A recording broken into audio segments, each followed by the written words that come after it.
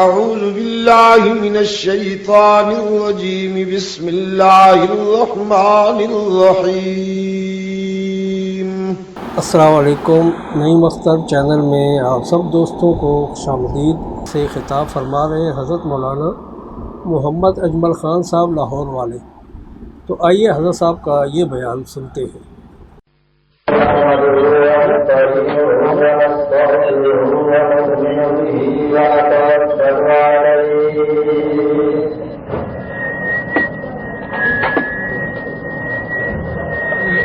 ونعوذ بالله من شرور أنفسنا ومن سيئات أعمالنا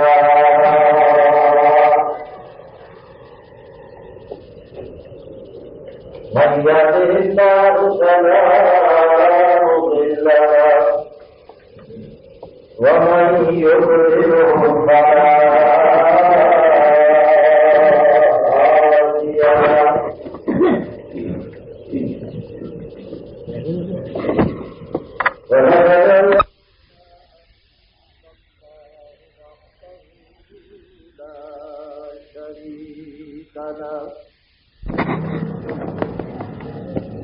ولا نذير ولا مشير ولا بديل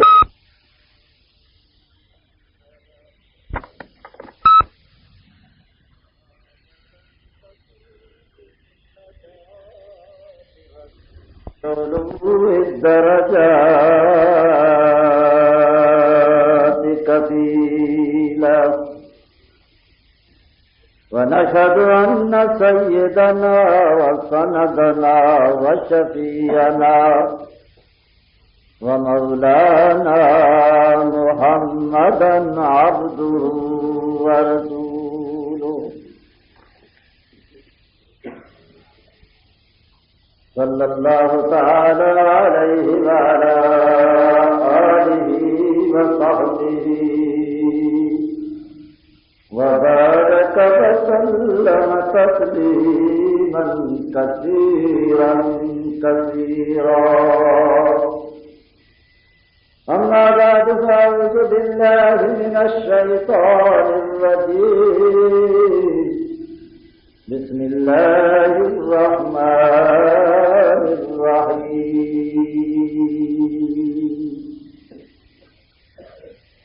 هو الذي أرسل رسوله بالهدى ودين الحق ليظهره على الدين كله وكفى بالله شهيدا محمد رسول الله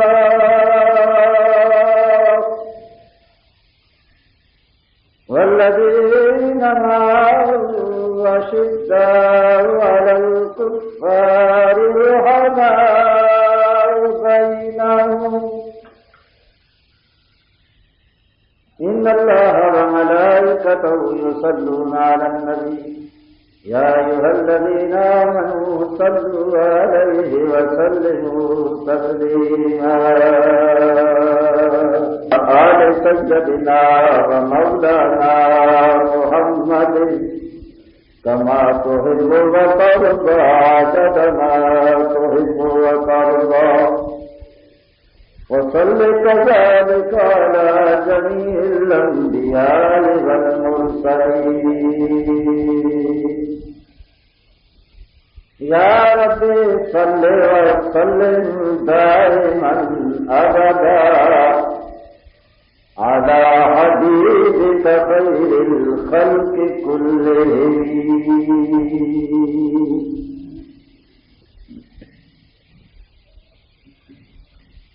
محبت حاضرین محترم خواتین،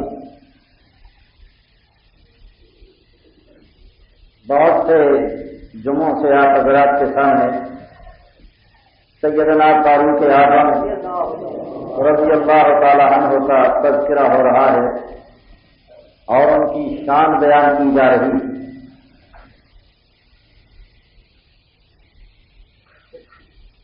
آج کی اس محفل میں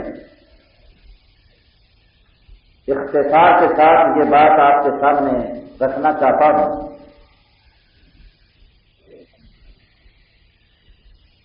کہ فاروق اعظم رضی اللہ تعالی عنہ ملہم من اللہ سے اللہ تعالی کی طرف سے ان کے دل میں بات ڈال دی جاتی تھی.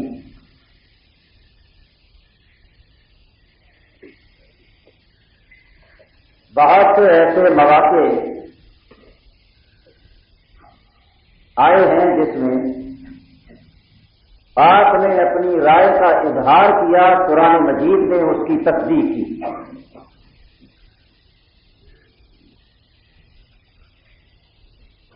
اللہ کی وحی نے اس شخص کی تائید کی. یہ کتنا بلند مقام ہے. چند آیات آپ کے سامنے پیش کرنا چاہتا ہوں تاکہ مسئلہ واضح ہو. حضور علیہ السلام کے زمانہ اقدس میں ایک یہودی اور ایک نام نہاد مسلمان کے درمیان میں جھگڑا پیدا ہوا. دونوں نے فیصلہ کیا کہ کسی ثالث سے فیصلہ کرانا چاہیے. یہودی فی الواقع سچا تھا اور نام نہاد مسلمان جھوٹا تھا.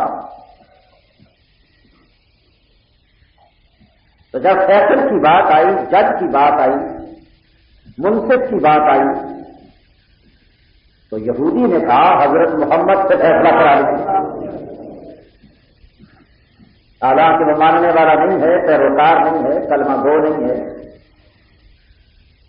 لیکن اس کا دل اندر سے گواہی دیتا ہے میں سچا ہوں اور یہ رسول بھی سچا ہے. فیصلہ ان سے کرانا ہے. نام نہاد میں نے اس لیے کہا کہ اس نے جواب میں کہا نہ بھائی، تمہارے جو بڑے لیڈر ہیں کعب بن اشرف، یہودیوں کا بہت بڑا عالم تھا، اس کے پاس جائیں. اور اس کی وجہ یہ بیان کی گئی کہ یہودی رشوت اور سفارش کو قبول کرتے تھے. اور یاد رکھیے جس قوم کے اندر یہ بیماری شرائط کر جاتی ہے وہ قوم تباہ ہو جاتی ہے. دو ہی چیزیں ہیں جو تباہ کرتی ہیں، رشوت اور غلط سفارش. یہ امتحان بیماری تھی. آج بدقسمتی سے مسلمان قوم میں بھی آ گئی ہے.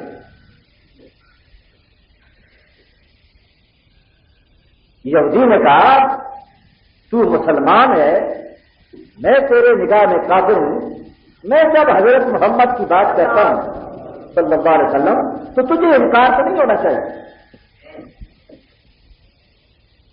آخر مجبوراً ماننا پڑا.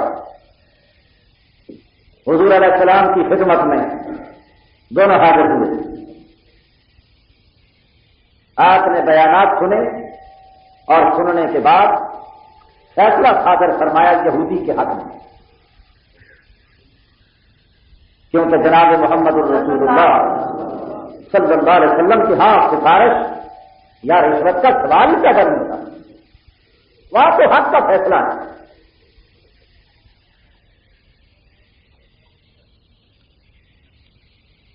حتیٰ کہ ایک موقع پر حضور علیہ السلام کے پاس ایک فاطمہ نامی عورت کے بارے میں سفارش آپ کے چہیتے غلام حضرت زید بن حارثہ کے بیٹے حضرت اسامہ سے کرائی گئی. اور اسامہ بن زید وہ نوجوان ہے جس کو نبی کریم صلی اللہ علیہ وسلم نے اپنے وصال سے پہلے فوجی کمانڈر بنایا تھا، جس فوج میں صدیق اکبر، فاروق اعظم، حضرت عثمان، علی مرتضیٰ، حضرت خالد بن ولید جیسے رضی اللہ تعالی عنہم صحابہ تھے. فرمایا فوج کی کمان اسامہ بن زید کرے گا، کیونکہ ان کے والد شہید ہو گئے تھے. حضور علیہ السلام نے ان کو کمانڈر ان چیف بنایا. سفارش کرائی. نا تجربہ کاری تھی، نوجوان تھے، چہیتے پیارے تھے. یہاں تک الفاظ ملتے ہیں حدیث میں، حضور فرماتے تھے کاش اگر یہ لڑکی ہوتی کون اسامہ بن زید تو میں اس کے گلے میں زیورات ڈالتا، اتنا پیار تھا۔ لیکن جب انہوں نے آ کر حضور سے کہا کہ یہ بڑے اونچے خاندان کی عورت ہے، یا رسول اللہ چوری کے کیس میں پکڑی گئی ہے، تو آپ کچھ رعایت فرمائیں۔ حضور علیہ السلام نے یہ جملہ سنا اور پھر خطبہ دیا، صحابہ کو اکٹھا کیا اور اس نے فرمایا پہلی قوموں کی تباہی اور بربادی اسی وجہ سے آئی ہے کہ ان میں بڑا بھی پکڑا جاتا تھا تو سفارش سے رہا کرا لیتے تھے، اور اگر کوئی غریب نادار آدمی گرفت میں آتا تھا تو اس کو سخت سزا دیتے تھے، اس سے قومیں تباہ اور برباد ہوتی ہے۔ یہ تم اس فاطمہ کی بات کرتے ہو، میں تو اس فاطمہ کی بات کرنا چاہتا ہوں، خدا کی قسم جو میری بیٹی ہے، اگر وہ چوری کے کیس میں پکڑی جاتی میں پہلا آدمی ہوتا اس کا ہاتھ کاٹتا۔ فاطمہ بنت محمد صلی اللہ علیہ وسلم اگر سارقہ ہوتی، چوری کرنے والی ہوتی، تو حق جاری کرنے میں مجھے یہ رشتہ مانے نہ ہوتا، میں ہاتھ کاٹتا۔ یہ تو فاطمہ قبیلہ مخزوم سے تعلق رکھتی ہے، کیا تم یہ چاہتی ہو کہ ہاتھ نہ کٹے؟ نہیں، خدا کی حد جاری ہو کر رہے گی۔ جب یہ بات معاشرے میں آتی ہے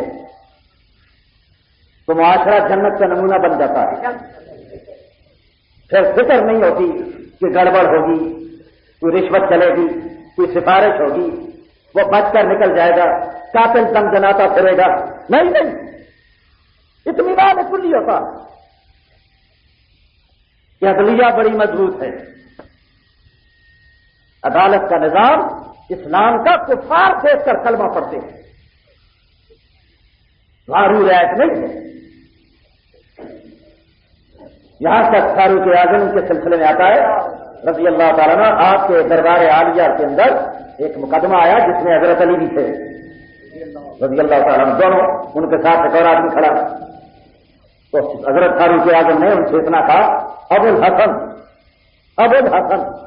تم بتاؤ۔ ابو الحسن کے معنی حسن کے ابا، بات غلط نہیں، بالکل صحیح ہے، ان کے بیٹے حضرت حسن تھے ابو الحسن۔ تو یہ جملہ سنا حضرت علی مرتضیٰ نے ماتھے پہ شکن پڑ گئے، کچھ ناراض سے ہو گئے، لیکن وہاں تو اظہار نہیں ہو سکتا تھا۔ فاروق اعظم نے محسوس کیا، خیر مقدمہ سننے کے بعد فیصلہ دیا۔ جب عدالت برخاست ہوئی تو حضرت علی سے فاروق اعظم نے تنہائی میں پوچھا کہ علی تمہیں کیوں بات ناگوار گزری جب میں نے ابو الحسن کہا؟ ذرا سننے کی بات ہے۔ جواب میں پتا ہے کیا فرمایا؟ انہوں نے کہا صاحب میں اس لیے کچھ ناراض ہو رہا تھا کہ مد مقابل جو فریق کھڑا تھا وہ غیر مسلم ہے، آپ مجھے کہتے ابو الحسن، حسن کے ابا، یہ بھی عزت کی بات ہے، آپ مجھے پکارتے علی، جواب دو، تاکہ یہ دوسرا فریق یہ نہ سمجھے کہ اس کی رعایت کی گئی ہے۔ میں اس رعایت کو بھی نہیں چاہتا۔ یہ ہے اسلامی عدالت۔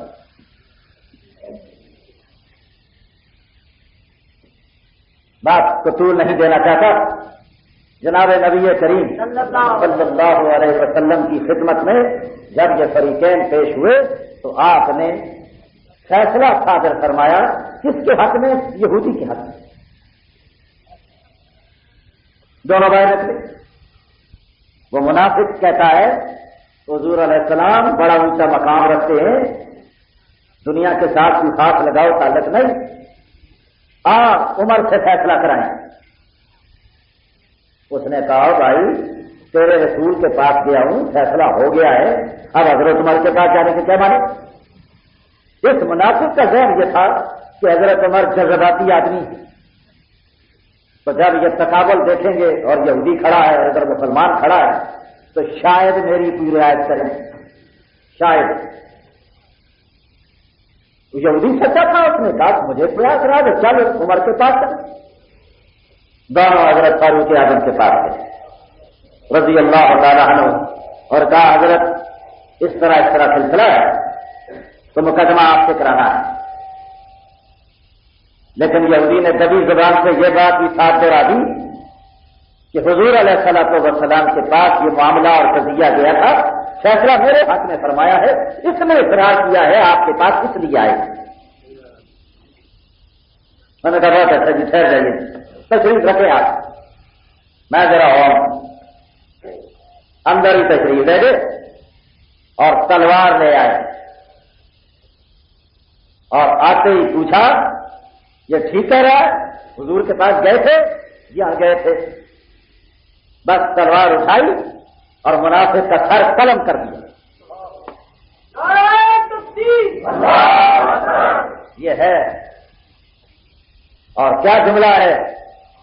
فرمایا ہا کذا اقضی لمن لم یرضى بقضاء اللہ ورسولہ، میں اسی طرح فیصلہ کروں گا اس شخص کے لیے جو خدا اور اس کے رسول کے فیصلے پہ راضی نہیں ہوتا. علامہ سید محمود آلوسی رحمۃ اللہ علیہ فرماتے اس فیصلے کے بعد سماہ فاروقہ، حضور علیہ السلام تک بات پہنچی، آپ نے فرمایا یہ فاروق ہے. پہلے عمر تھے، عمر کہو رضی اللہ تعالیٰ عنہ. آج کے بعد ان کو فاروق کہنا کیوں؟ لأنہ فارق بین الحق والباطل، اس نے حق اور باطل میں فرق کر ڈالا.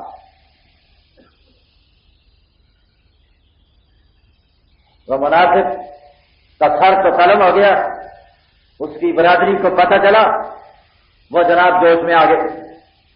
انہوں نے کہا مسلمان مار دیا جی، مسلمان مار دیا جی، ہم تو قصاص لیں گے، قصاص لیں گے، بدلہ لیں گے. حضور علیہ السلام تک بات پہنچائی گئی.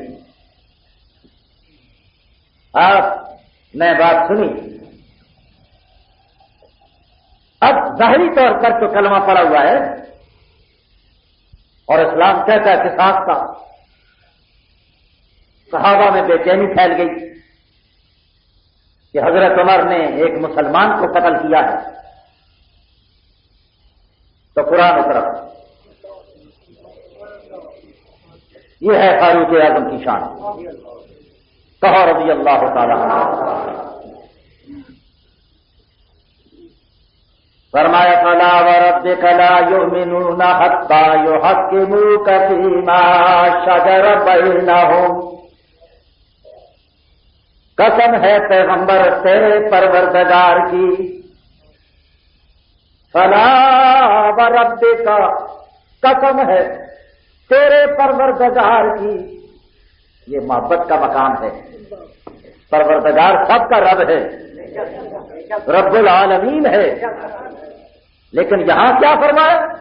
فلا وربک، مجھے پیارے تیرے رب کی قسم ہے.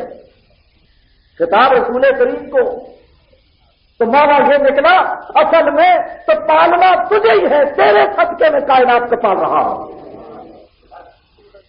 فلا وربک لا یؤمنون، یہ ایماندار نہیں ہیں. حتی یحکموک فیما شجر بینہم، اس وقت تک کوئی کلمہ نہیں مسلمان کہلا سکتا جب تک اپنے جھگڑے میں آپ کو فیصل نہ بنا لیں. پھر ثم لا یجدوا فی انفسہم حرجا، پھر وہ اپنے دلوں میں کسی قسم کی تنگی محسوس نہ کریں. حرجا مما قضیت، جو آپ نے فیصلہ کیا اس کے سامنے وَيُسَلِّمُوا تَسْلِيمًا، اپنے سر کو جھکا دے، دل و جان سے مان دے، تب جا کر ایماندار ہوں گے. پیغمبر تجھے بتا دوں عمر نے کافر کو مارا ہے، مسلمان کو نہیں مارا ہے. اس لیے بدلہ نہیں لینا اس سے.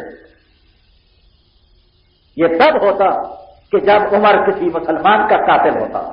کہو رضی اللہ تعالی. اس نے مارا ہی کافر کو ہے. کافر مارا گیا ہے. کیوں؟ میں دلوں کو جانتا ہوں. اگر یہ مسلمان ہوتا تو نبی کے فیصلے کے بعد پھر کسی سے فیصلہ کرانے کا کیا مطلب ہے؟ भाई सुप्रीम कोर्ट फैसला कर दे और फिर कोई सेशन कोर्ट में आए, क्या ख्याल है? नहीं, नीचे से ऊपर तो जा सकता है, ऊपर से नीचे नहीं। नबी के फैसले के बाद अब तो गुंजाइश ही बाकी नहीं है। मकाम है मोहम्मद रसूलुल्लाह।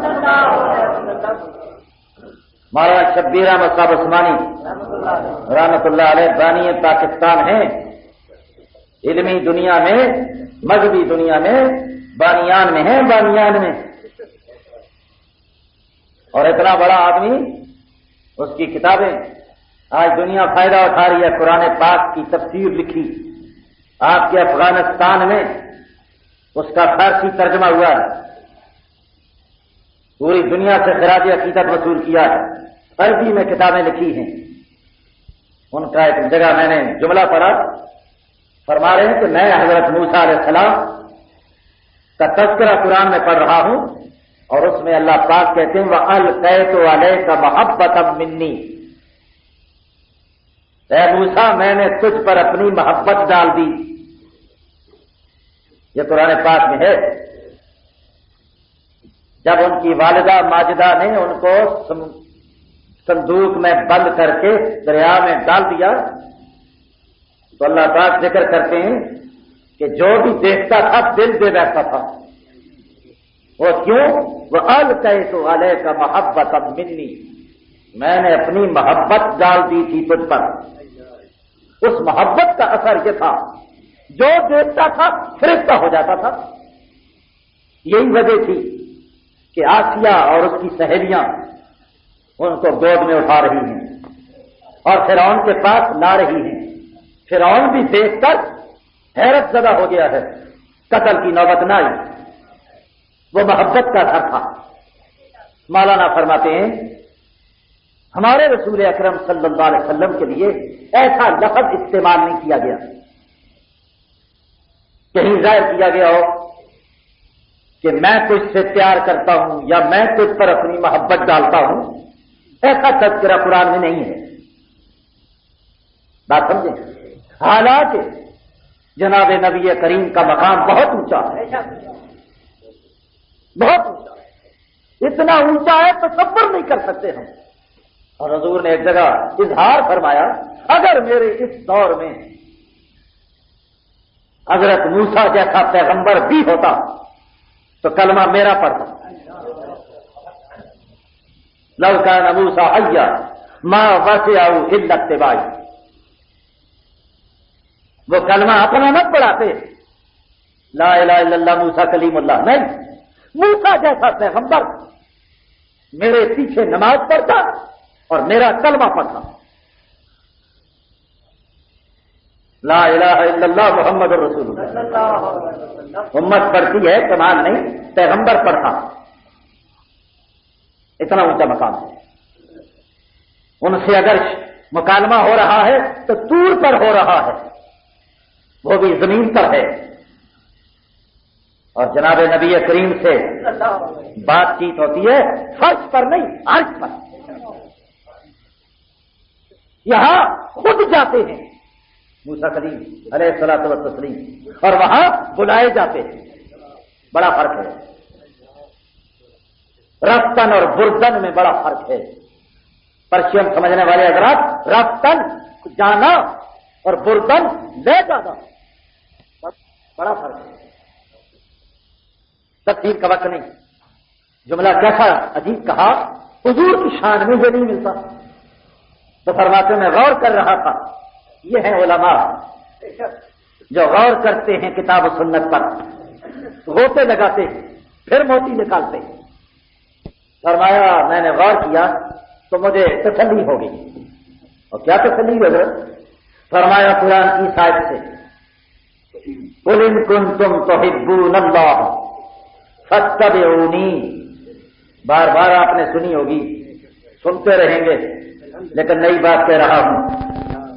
फत्तबिऊनी, ए मेरे पैगंबर, इस बात का ऐलान कर दो, ए लोगों तुम इस बात के मुद्दई हो, हमारा प्यार अल्लाह से है, अल्लाह हमारा महबूब है, हम उसके मुहिब हैं। तो इसका मेयार क्या है? فاتبعونی، میرے پیغمبر کی تابعداری کرو، میرے پیغمبر کی تابعداری کرو۔ تو جب تم تابعداری کرو گے تو ہم سمجھیں گے تم اپنے دعوے میں سچے ہو۔ میں یار یہ قرار دیا ہے، لیکن حضور کے بارے میں کیا بات آئی؟ فرمایا یحببکم اللہ۔ ذرا غور کرنا، حضرت موسیٰ سے تو یہ کہا تجھ پر محبت ڈالی، اور حضور کے بارے میں نہیں۔ مولانا کہتے ہیں اس آیت کے ٹکڑے میں ایک عجیب بات معلوم ہوئی جو حضرت موسیٰ کو بھی میسر نہیں، اور وہ کیا ہے؟ یحببکم اللہ، پیغمبر جو تیرا بن گیا ہے وہ میرا پیارا ہوگا۔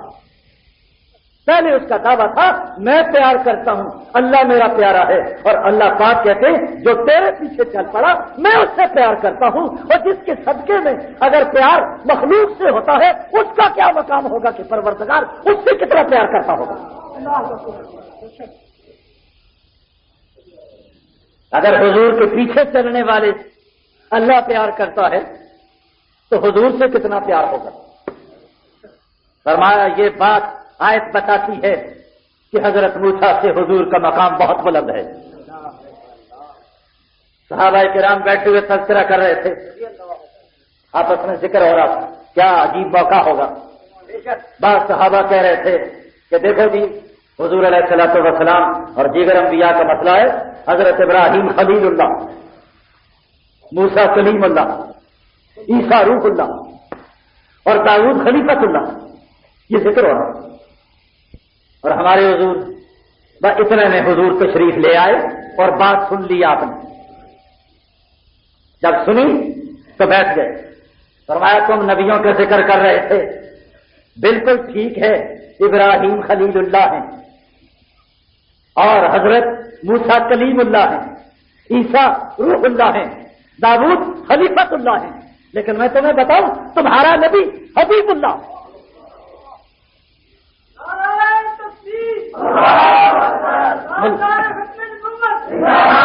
ملا علی قاری رحمت اللہ علیہ لکھتے ہیں حبیب اور خلیل میں فرق کیا ہے، بہت سی باتیں لکھی ہیں، اس وقت ایک بات کہنا چاہتا ہوں۔ فرماتے ہیں حبیب اور خلیل میں فرق یہ ہے، حضرت ابراہیم خلیل اللہ ہیں، وہ رب کی رضا چاہتے ہیں، رب راضی ہے بیٹے کٹوانے پر کاٹنے کو تیار ہیں، رب راضی ہے آگ میں جلوانے پر بالکل تیار ہیں، رب راضی ہے وطن چھوڑنے پر حضرت خلیل بالکل تیار ہیں۔ خلیل وہ ہوتا ہے جو رب کی رضا چاہے، اور حبیب وہ ہوتا ہے رب اس کی رضا چاہے۔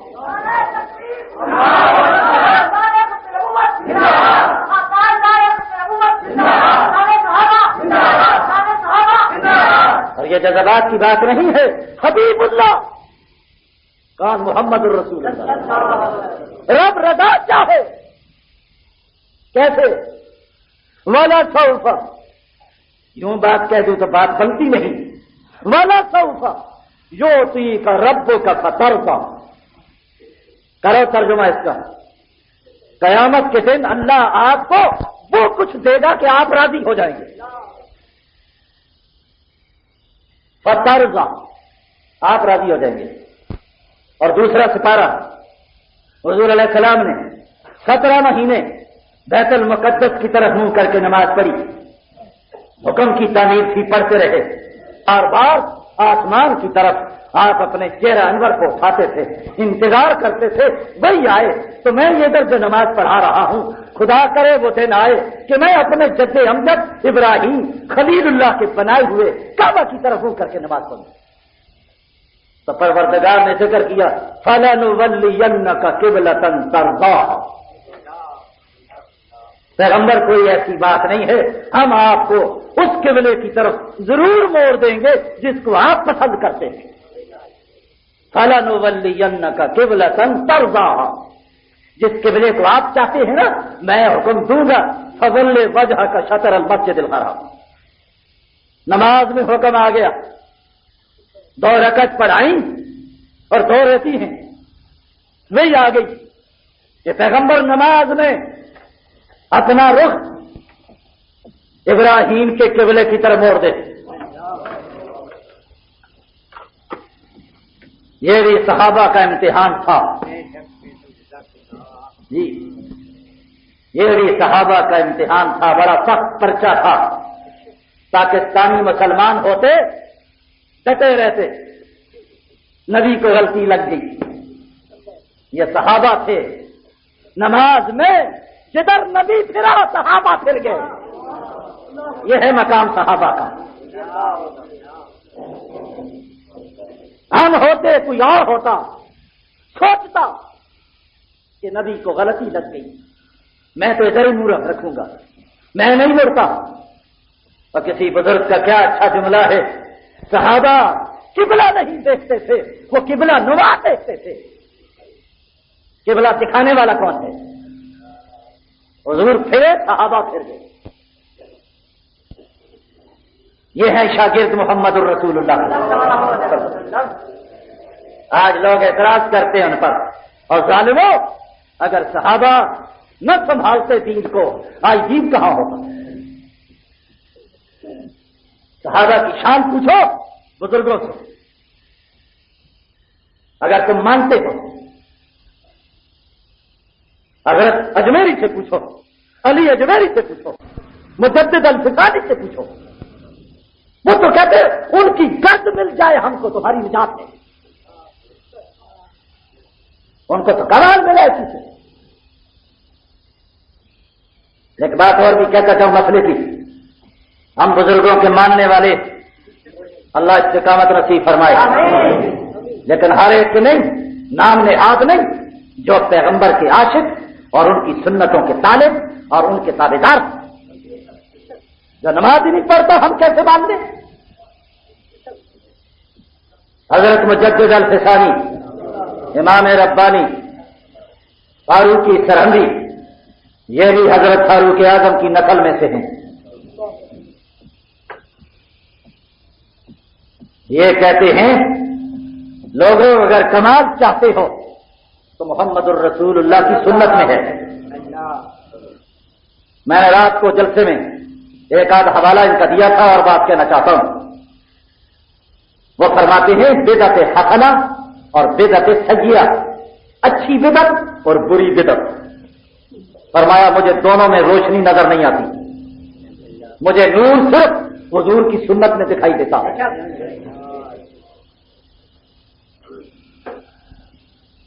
بدعت حسنہ کیا ہے؟ مثال دوں، فرمایا پگڑی باندھنا اور اس کا پچھلا شملہ لٹکانا بائیں جانب یا دائیں جانب، یہ بدعت حسنہ ہے۔ بھائی پچھلا شملہ پگڑی کا لٹکے گا یا نہیں؟ لٹکے گا نا؟ اب یہ مسائل ہیں جو آپ کے کانوں میں نہیں سنے، دعوے سے کہتا ہوں اکثریت کے بارے میں۔ آیا وہ شملہ دائیں جانب ہو یا بائیں جانب ہو؟ تو مجدد الفسانی، امام ربانی رحمت اللہ علیہ، یہ دیکھو کیسی تلاش میں ہیں۔ کہتے ہم نے تو یہ دیکھنا ہے حضور کا جو شملہ تھا وہ کہاں تھا۔ تو کہتے ہیں سنت یہ ہے نہ دائیں کندھے پر ہو نہ بائیں کندھے پر ہو، بالکل درمیان میں لٹکے، یہ ہے پیغمبر کی سنت۔ بات سمجھے گا؟ اور ایک بات اور کہوں جو آپ کو کام آئے گی، آج کے بعد اس پر عمل شروع کر دیں۔ نماز جب پڑھتے ہیں ہم نیت کرتے ہیں یا نہیں؟ بولو بھائی، نیت کرنے کے طریقے کتنے ہیں؟ دو، زبان سے نیت کرنا اور دل سے نیت کرنا۔ باریک مسئلہ ہے، سمجھ لو ذرا۔ زبان سے نیت کرنا اور دل سے نیت کرنا۔ ہم سب نیت کیا کرتے ہیں؟ 2 رکعت نماز فرض جمعہ، پیچھے سے امام کے منہ طرف قبلہ شریف کے، جی پیچھے سے امام کے اللہ اکبر، یہی کرتے ہیں یا نہیں؟ بولتے نہیں؟ یہی ہے، یاد رکھو۔ اصل نیت جو ہے وہ ہے دل کی نیت، زبان کی نہیں، زبان کی نہیں۔ مجدد الفسانی مل کر کو رحمۃ اللہ علیہ، ان لوگوں کے پاس خوردبین تھی۔ کیا خیال ہے؟ خوردبین سے دیکھتے تھے، ہم تو سطحی طور پر دیکھ رہے ہیں۔ فرمایا سنت یہ ہے کہ دل سے نیت کرو، زبان سے مت کرو۔ کیوں؟ کسی صحابی سے یہ ثابت نہیں کہ انہوں نے زبان سے کہا ہو، اصل نیت دل کی ہے، یہ ہے سنت پیغمبر کی۔ ہم سب پھنسے ہوئے ہیں۔ ہمارا تو کیا حال ہے، امام رکوع میں گیا ہے، پیچھے سے دوڑ کر آئے ہیں اور 4 رکعت پر دوڑ کر فرض کرتے کرتے اللہ وہ کھڑے ہی ہو جاتے ہیں، یہ اسی میں لگا ہوا۔ رکعت ضائع ہوتی ہے کہ نہیں ہوتی؟ بولتے نہیں آپ؟ اب سارے فضلاء اور علماء بن رہے ہیں، ہوتی ہے ضائع، کیوں؟ پتہ ہی نہیں مسئلے کا۔ یہ کیسی بات کہہ دی؟ بات سمجھے ذرا۔ فرماتے ہیں یہ نیت زبان سے کرنا یہ بدعت حسنہ ہے، اچھی بدعت ہے، تاکہ دل اور زبان ایک ہو جائے۔ لیکن فرماتے ہیں اگر سنت خالص چاہتے ہو، زبان کو باطل لاؤ، دل کو حاضر کر خدا کے سامنے۔ اس پر ایک جملہ اور لکھا ہے، فرمایا اگر زبان چلتی ہے اور دل غائب ہے، نیت ہی نہیں ہوئی، جب نیت نہیں، نماز ہی نہیں ہوئی، جاؤ چھٹی۔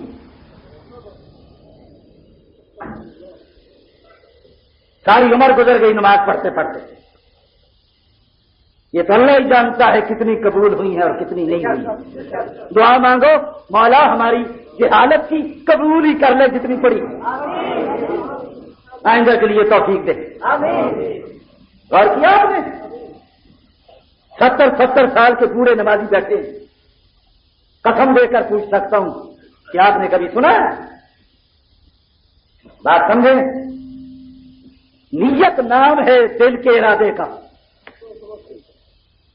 دل کے ارادے کا، اور اس پر دلیل قرآن سے پیش کر دوں۔ زبان کا اتنا اعتبار نہیں ہے،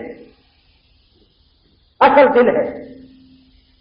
وَمِنَ النَّاسِ مَن يَقُولُ آمَنَّا بِاللَّهِ وَبِالْيَوْمِ الْآخِرِ وَمَا هُمْ بِمُؤْمِنِينَ۔ پہلا سپارہ، دوسرا رکوع۔ بعض لوگ وہ ہیں پیغمبر جو زبان سے کہتے ہیں آمنا، ہم ایمان لے آئے اللہ پر، قیامت کو بھی مانتے ہیں۔ اللہ کہتا ہے جو زبان سے کہتے ہیں دل سے نہیں کہتے، پیغمبر کافر ہیں یہ۔ وما ہم بمؤمنین، فیصلہ دل کا ہے۔ آج ہم کو سمجھ لینا چاہیے جب آپ نماز پڑھنے کے لیے کھڑے ہو، اپنے دل سے فوراً ارادہ کریں حاضر کر کے کہ میں جمعہ پڑھ رہا ہوں 2 رکعت امام کے پیچھے، دل سے کہیں، زبان نہ ہلائیں، تاکہ دل حاضر ہو۔ دل حاضر ہوا نماز ہوگی آپ کی۔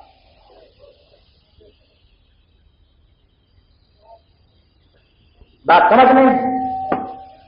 یہ رب العالمین کی عنایت ہے کہ توفیق دیتے ہیں صحیح بات کہنے کی۔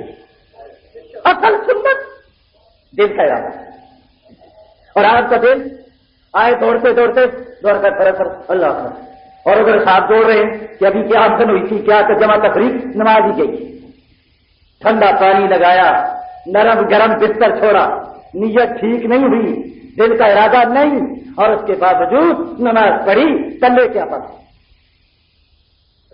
ارادہ دل کا کرو۔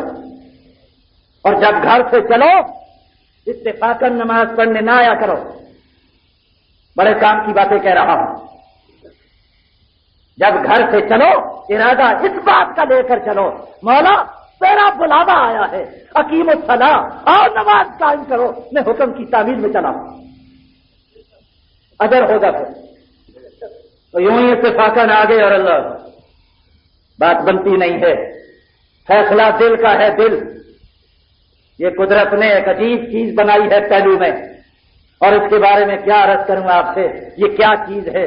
حدیث قدسی ہے، پروردگار عالم فرماتے ہیں، ہمارے خالق کہتے ہیں، ہمارے مالک فرماتے ہیں، رب العالمین کا ارشاد ہے، فرمایا میں کائنات میں کسی چیز میں سما نہیں سکتا، اگر سماتا ہوں آتا ہوں تو مومن کے دل میں آتا ہوں۔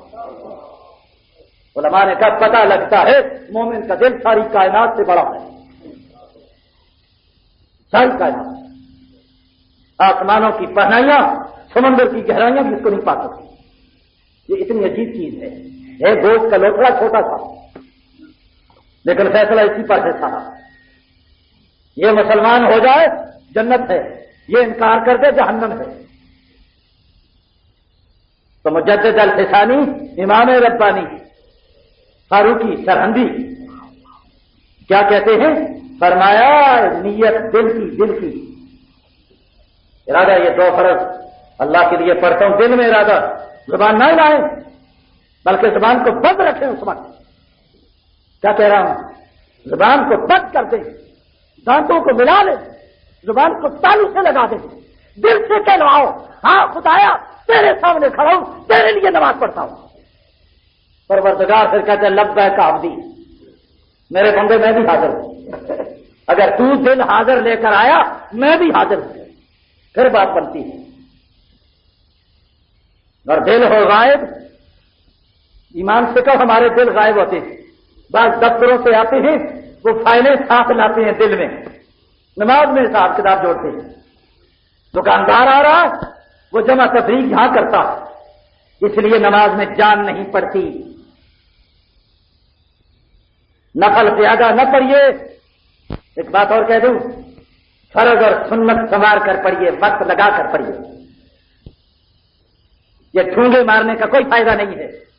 میں نے 40 رکعت پڑھی، چھوڑ 40 کو 4 پڑھ صرف، لیکن کام کی پڑھ، ٹائم لگا اس پر، وقت لگا اس پر، سنوار ان کو، دل کو حاضر کر، کچھ آنسو بہا۔ یہ 4,000 پر بھی وزنی ہے۔